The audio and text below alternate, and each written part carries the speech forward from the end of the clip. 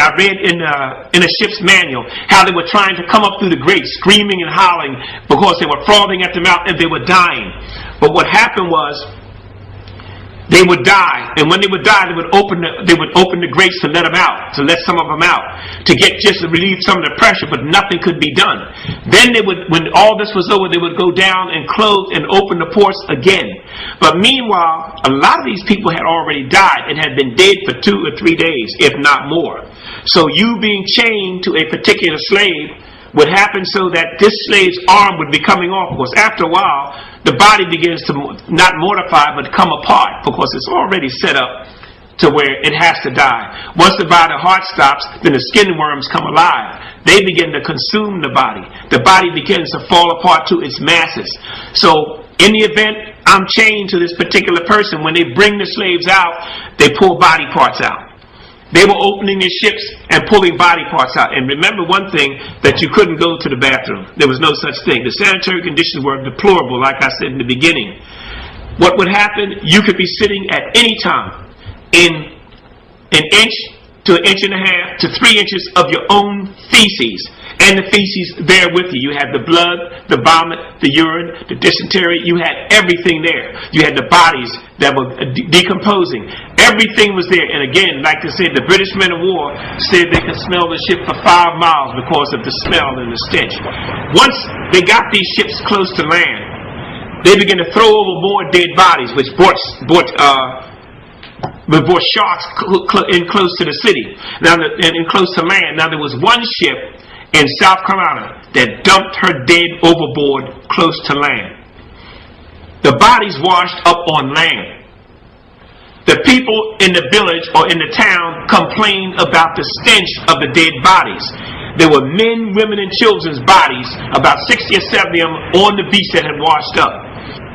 On board ship, I read in the ship's journal, written by one of the surgeons on the ships, who said that these poor wretches aboard this ship had no idea what awaits them in America in that kind of slavery.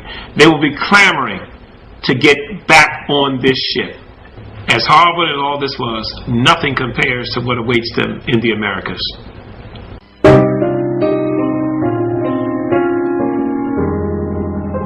For those who survived the Middle Passage, they still had more horrors to face them. They now had to go on the auction block to be sold. Many families, it's hard to imagine that an entire family was able to survive intact with a mother, father, and children. However, families were still formed. Mothers who may have lost their children aboard ship were able to take the orphan children of maybe their sister mate. Fathers who had lost entire families became the father of new families. So no one was left alone. These children and parents bonded during that voyage. Following the voyage, they were given just a little time maybe to rest, because they had to be prepared for the auction block. They were cleaned up. Palm oil was put all over their bodies to make them look healthy. Their hair was shaved so that they would get rid of any, mites or anything that they may have. Then they would be put on the auction block. Every orifice of their body was checked. Their mouths were held open as they looked inside their mouths for, decay in their teeth. They would look in their ears. They were made to bend over. How humiliated that must have been for those slaves, particularly the women, because they were naked as they stood before these leering crowds of people. A child who was suckling at a mother's breast would be taken and just thrown into the crowd, given as a token because it was more of a nuisance to keep that child there. While this mother, who so dearly wanted to keep her children with her, had no choice. They were taken from her as she was sold away. A young wench, a girl maybe 14, 15 years old, would be considered quite valuable because of the number of children she could have over the years. And a young buck, a male about that same age, would also be considered highly valuable because of the many years of labor he had ahead of him. Somebody in this age group could go for maybe $500. Someone older, maybe a woman in her 50s or 40s, who was long past her childbearing age, would be sold perhaps as a cook to work in the home. She might go for maybe $3.50. A man that age could be a butler. Or they both could be sold as field hands, and they may go for maybe $200 or maybe less.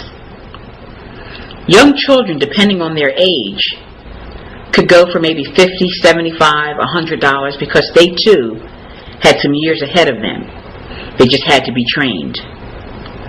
But you need to remember that these were human beings that had bounties put on them. They were sold away from their mother country. They're now sold away from families that they had bonded with. So there was no sanctuary for these people. And they were people, but they were not treated as people.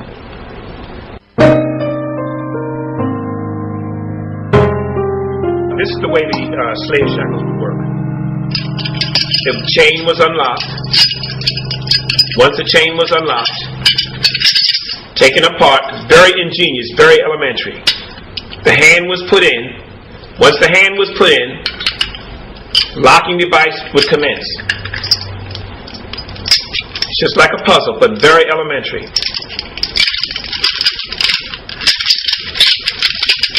It's locked in like this. That's one side. This is the locking device. This locking device is the other handcuff. It goes on like this, fits in like this. There's a pin that goes in. This pin slides in like this. Once it's slid in,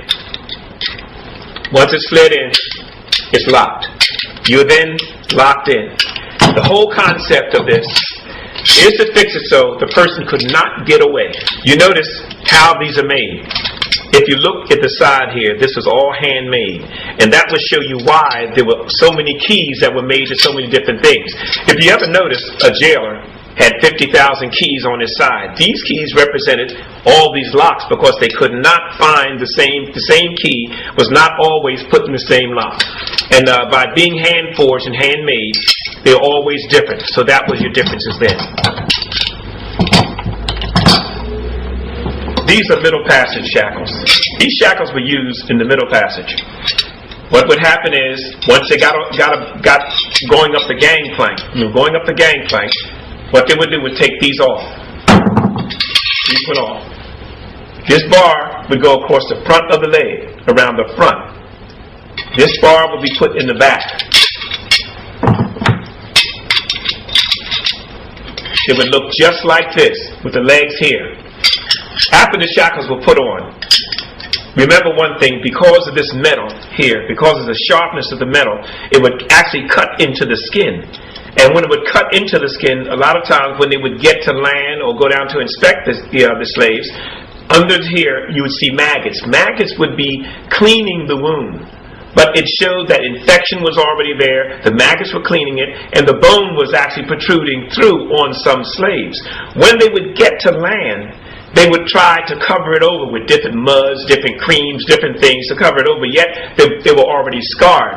In order to keep from scarring them, what they did after that, they went to a rolled kind of shackle, which would bruise but wouldn't so much break the skin. They had a rolled shackle. That way they had chains, they could move freer. They could take the slaves out much freer and much faster.